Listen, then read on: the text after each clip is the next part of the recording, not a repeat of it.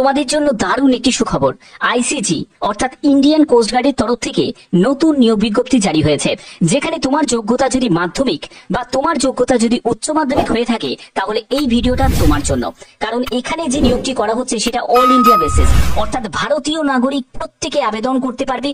প্রত্যেকটি তথ্য থাকবে এই ভিডিওতে। ভিডিওটা প্রত্যেকের জন্য খুবই গুরুত্বপূর্ণ ভিডিও হতে চলেছে।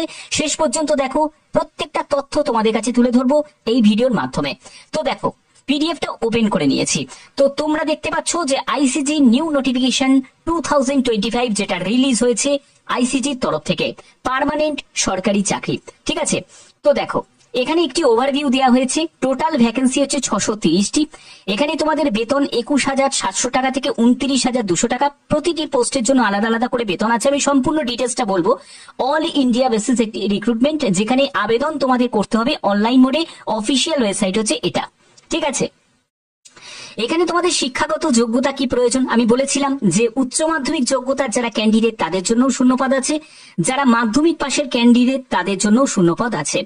এখানে দেখো, তোমরা যারা যারা নাবিক জেনারেল ডিউটির জন্য আবেদন করবে তাদের ক্ষেত্রে যোগ্যতা হলো উচ্চ মাধ্যমিক পাস। তুমি যদি টেকনিক্যাল ব্যাকগ্রাউন্ড নিয়ে পড়াশোনা করে থাকো, মানে মাধ্যমিক উচ্চ মাধ্যমিকের পরে যদি তোমার ডিপ্লোমা করা থাকে, তাহলে তুমি মেকানিক্যাল, ইলেকট্রিক্যাল, ইলেকট্রনিক্স এর জন্য আবেদন করতে পারবে। এগুলো হলো টেকনিক্যাল ব্যাকগ্রাউন্ডের পোস্ট। আর এই যে পোস্টগুলো সেগুলো হচ্ছে নন টেকনিক্যাল ব্যাকগ্রাউন্ডের পোস্ট। আর এটাও হলো তোমাদের নন টেকনিক্যাল ব্যাকগ্রাউন্ডের পোস্ট, নাবিক ডোমেস্টিক ব্রাঞ্চ, যেখানে তোমাদের মাধ্যমিক পাস যোগ্যতা প্রয়োজন। তো বোঝা গেল, তো মাধ্যমিক পাশের যারা ক্যান্ডিডেট তারাও আবেদন করতে পারছে, আবার যাদের উচ্চ মাধ্যমিক যোগ্যতা আছে বা হায়ার কোয়ালিফিকেশন আছে তারাও আবেদন করতে পারছে। ওকে, আচ্ছা এখানে তোমাদের বেতন কত টাকা দেখো, ভ্যাকেন্সি, বেতন সম্পূর্ণ ব্যাপারটা কিন্তু ক্লিয়ার করা আছে। নাবিক জেনারেল ডিউটির জন্য 520টি মতো তোমাদের শূন্যপদ আছে, 21,700 টাকা। এটা হলো তোমাদের স্টার্টিং স্যালারির কথা বলা হচ্ছে। ঠিক আছে, স্টার্টিং। এবং তোমরা যদি মেকানিক্যালের জন্য দেখো 30টি মতো শূন্যপদ আছে, ইলেকট্রিক্যালের জন্য 11টি, ইলেকট্রনিক্স এর জন্য 19টি। এখানে 29,200 টাকা শুরুতেই তোমরা বেতন পেয়ে যাবে। এবং ডোমেস্টিক ব্রাঞ্চের জন্য 50টি মতো শূন্যপদ আছে, 21,700 টাকা শুরুতেই তোমরা বেতন পেয়ে যাবে। ক্লিয়ার? আচ্ছা, এর পরবর্তী হচ্ছে অ্যাপ্লিকেশন ফিস। দেখো, এসসি এসটি যদি তুমি ক্যান্ডিডেট হয়ে থাকো তোমার কোনো আবেদন মূল্য লাগবে না। এখানে 300 টাকা আবেদন মূল্য লাগবে। কারা দেবে? যারা জেনারেল প্রার্থী তারা দেবে, যারা ইডব্লিউএস প্রার্থী তারা দেবে, যারা ওবিসি প্রার্থী তারা দেবে। ক্লিয়ার? ঠিক আছে, এবার তোমাদের আবেদন মূল্য জমা করতে হবে অনলাইন মোডেই তোমাদের জমা করতে হবে, কোনো চালানের মাধ্যমে জমা করা যাবে না। সিলেকশন প্রসেসের ক্ষেত্রে প্রথমে তোমাদের একটি অনলাইন এক্সামিনেশন হবে, তারপরে তোমাদের অ্যাসেসমেন্ট টেস্ট নেওয়া হবে, ফিজিক্যাল ফিটনেস টেস্ট দেখা হবে, ডকুমেন্ট ভেরিফিকেশন হবে, মেডিকেল এক্সামিনেশন হবে এবং সর্বশেষ ইন্টারভিউ তোমাদের হবে। ঠিক আছে, এখানে পরবর্তী হচ্ছে তোমাদের এজ লিমিট। এজ লিমিট হচ্ছে 18 বছর হচ্ছে ন্যূনতম বয়স এবং ম্যাক্সিমাম বয়স হচ্ছে 22 বছর। তবে তুমি যদি ওবিসি ক্যান্ডিডেট হয়ে থাকো তুমি বয়সে 3 বছর রিল্যাক্সেশন পেয়ে যাচ্ছ। তুমি যদি এসসি এসটি ক্যান্ডিডেট হয়ে থাকো তুমি বয়সে 5 বছর রিল্যাক্সেশন পেয়ে যাচ্ছ। ঠিক আছে, এখানে আরেকটা ব্যাপার তোমাদের ক্লিয়ার করে রাখি যে তোমরা যদি পিডব্লিউবিডি ক্যাটাগরি থেকে যদি বিলং করে থাকো তোমরা কিন্তু আবেদন করতে পারবে না, কারণ এটা ডিফেন্সে। তো সেক্ষেত্রে পিডব্লিউবিডিরা আবেদন করতে পারবে না। এখানে তোমাদের আবেদন শুরু হয়েছে 11ই জুন থেকে এবং 25শে জুন পর্যন্ত তোমরা আবেদন করতে পারবে। হাতে অনেক সময় আছে। কিভাবে আবেদন করতে হবে? আবেদন করার জন্য তোমাদের প্রথমে রেজিস্ট্রেশন করতে হবে। তার জন্য একটি valid mail ID, mobile number প্রয়োজন এবং এটা দিয়ে তোমাদের রেজিস্ট্রেশন করতে হবে। রেজিস্ট্রেশন করার পরে তোমার সম্পূর্ণ ডিটেলস কিন্তু এখানে এন্টার করতে হবে। কি কি লাগছে সেটা হলো তোমার নাম, তুমি যে পোস্টের জন্য অ্যাপ্লাই করছো সেই পোস্টের নাম, ডেট অফ বার্থ, অ্যাড্রেসের সম্পূর্ণ ডিটেলস, মেল আইডি সম্পূর্ণ দিয়ে তোমাদের আবেদনটা করতে হবে। আবেদন করার পরে তোমাদের অনলাইন মোডে তোমাদের অ্যাপ্লিকেশন ফিস জমা করতে হবে এবং তোমাদের সর্বশেষ তুমি সাবমিট করবে এবং সেই যে অ্যাপ্লিকেশন তুমি করলে তার যে অ্যাকনলেজমেন্ট প্রিন্টটা সেটা কিন্তু অবশ্যই তোমরা যত্ন করে রেখে দেবে। ফিউচার রেফারেন্সে এটার প্রয়োজন হতে পারে। ওকে, তো এখানে ইম্পর্টেন্ট ডেটস তোমরা দেখতেই পাচ্ছ।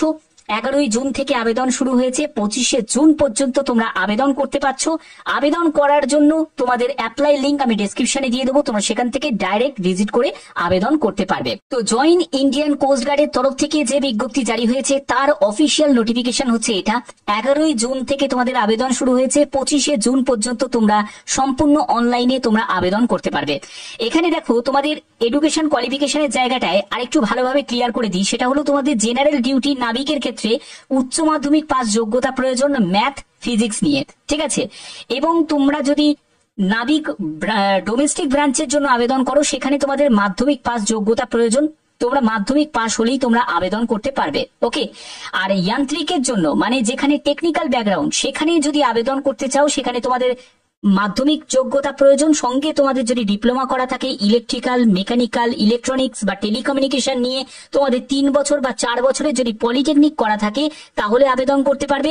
এছাড়া তোমরা যারা মাধ্যমিক উচ্চ মাধ্যমিক পাশ করে যারা পলিটেকনিক ডিপ্লোমা করেছো তারাও আবেদন করতে পারবে। তো এখানে তোমরা যারা যারা আবেদন করবে তাদের অবশ্যই কিন্তু এখানে ডিটেলসটা তোমাদের বলেই দিয়েছি। এবং দেখো তোমাদের কোন কোন জায়গায় তোমাদের এই সুযোগটা থাকছে, এখানে জোন ওয়াইজ কিন্তু ভাগ করা আছে, অর্থাৎ north zone, West zone, east zone. East জোনের মধ্যে দেখো তুমি ত্রিপুরা দেখতে পাবে, আসাম দেখতে পাবে, ওয়েস্ট বেঙ্গল দেখতে পাবে, ঠিক আছে। অর্থাৎ যে কোনো রাজ্য থেকে, কারণ এই যে নিয়োগটি এটি অল ইন্ডিয়া বেসিস একটি রিক্রুটমেন্ট করা হয়েছে, যেখানে 5টা জোনেতে বিভক্ত করা হয়েছে। যারা যারা তোমরা ত্রিপুরা, আসাম বা ওয়েস্ট বেঙ্গল থেকে তাদের ইস্ট জোনই কিন্তু সিলেক্ট করতে হবে, বোঝা গেল? আচ্ছা, এবার দেখো তোমাদের সিলেকশন প্রসেসের ক্ষেত্রে তোমাদের যে স্টেপগুলো থাকবে সেগুলো তোমাদের অলরেডি ক্লিয়ার করে দিয়েছি। তোমার প্রথমে ফর্ম স্ক্রুটিনি করা হবে, তারপর যোগ্য প্রার্থীদের তাদেরকে কম্পিউটার বেস এক্সামিনেশনের জন্য ডাকা হবে, তারপরে তোমাদের সর্বশেষ তোমাদের ডকুমেন্ট ভেরিফিকেশন, ইন্টারভিউ, এগুলো কিন্তু তোমাদের থাকছে। তো দেখো এখানে তোমাদের আর কি কি বলা হচ্ছে, দেখো এখানে মার্কস গুলো কিন্তু ভাগ করা আছে, যে রিটিনের জন্য তোমাদের কত নম্বর কি থাকবে সেগুলোর জন্য এখানে কিন্তু ব্যাপারটা কিন্তু ভাগ করা আছে, ঠিক আছে। তোমরা একটু দেখে নেবে। রিটিন এক্সামিনেশনে দেখো সেকশন 1 অনুযায়ী তোমাদের 60 মার্কসের তোমাদের থাকছে, যেখানে 20 হচ্ছে ম্যাথ সায়েন্সের উপর, 10 থাকবে, ঠিক আছে। এবং তোমার পাস মার্কস গুলো কিন্তু দেওয়া হয়েছে। এবং তোমাদের যে সাবজেক্ট, এখানে কিন্তু সম্পূর্ণ 10 স্ট্যান্ডার্ডের কিন্তু তোমাদের সিলেবাস ফলো করা হবে।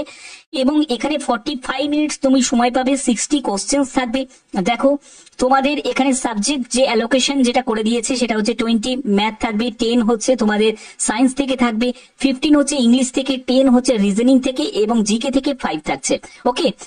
তো এখানে পরবর্তী হচ্ছে সেকশন 2 তে কিন্তু আলাদা ভাগ করা, যারা উচ্চ মাধ্যমিক যোগ্যতার লেভেলের পোস্টের জন্য আবেদন করবে তাদের ক্ষেত্রে আবার এরকম তোমাদের থাকবে, যেখানে 50 মার্কসের তোমাদের পরীক্ষা হচ্ছে সেকশন 2 তে, সেখানে 30 মিনিট তোমরা সময় পাবে, 50 কোশ্চেন তোমাদের থাকছে।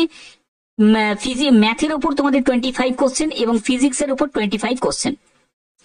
যারা টেকনিক্যাল ব্যাকগ্রাউন্ড নিয়ে, তো তাদের টেকনিক্যাল ব্যাকগ্রাউন্ডের উপর কিন্তু তাদের প্রশ্ন সেট হবে, ঠিক আছে, বোঝা গেল? তো অর্থাৎ টেকনিক্যাল, নন টেকনিক্যাল প্রত্যেকের জন্যই কিন্তু আলাদা করে ভাগ করা আছে। তোমরা অবশ্যই তোমাদের যোগ্যতা অনুযায়ী কিন্তু আবেদন করতে পারবে। এবং এখানে তোমাদের ফিজিক্যাল যে এফিসিয়েন্সি টেস্ট যেটা নেওয়া হবে, পিএফটি যেটা থাকবে, সেখানে তোমাদের 1600 মিটার একটা রান থাকবে, যেখানে 7 মিনিট তোমরা সময় পাবে। এবং তোমাদের উঠাক বাঠাক, দেখো তোমাদের স্কোয়াড থাকছে, স্কোয়াড আপসে তোমাদের 20 থাকছে এবং 10 পুশ আপ তোমাদের করতে হবে। তো এইগুলো কিন্তু তোমাদের থাকবে, ঠিক আছে। এখানে সম্পূর্ণ ব্যাপারটা তোমাদের কাছে ক্লিয়ার করা আছে। যারা যারা এই সুযোগটাকে কাজে লাগাতে চাও তারা অবশ্যই আমি বলবো আবেদন করো। তো যারা যারা এখানে আবেদন করবে তারা ভালো করে ব্যাপারটা বুঝে নাও। এবং রেজিস্ট্রেশন করার জন্য প্রথমে তোমাদের সিগনেচার স্ক্যান করতে হবে, ফটো স্ক্যান করতে হবে, ডেট অফ বার্থের প্রুফ, আইডেন্টি প্রুফ হিসাবে নয় Aadhaar card, PAN card, voter ID, driving licence, passport, যে কোনো একটি, এনি ওয়ান, ঠিক আছে, অবশ্যই তোমরা মাথায় রাখবে। এবং ডোমিসাইল সার্টিফিকেট হিসাবে দেখো তুমি যে জোনে তুমি সিলেক্ট করছো সেই জোনে তোমার ডোমিসাইল সার্টিফিকেট লাগবে, মানে ইস্ট জোনে তো ইস্ট জোনেরই তোমাদের কিন্তু ডোমিসাইল সার্টিফিকেট লাগবে।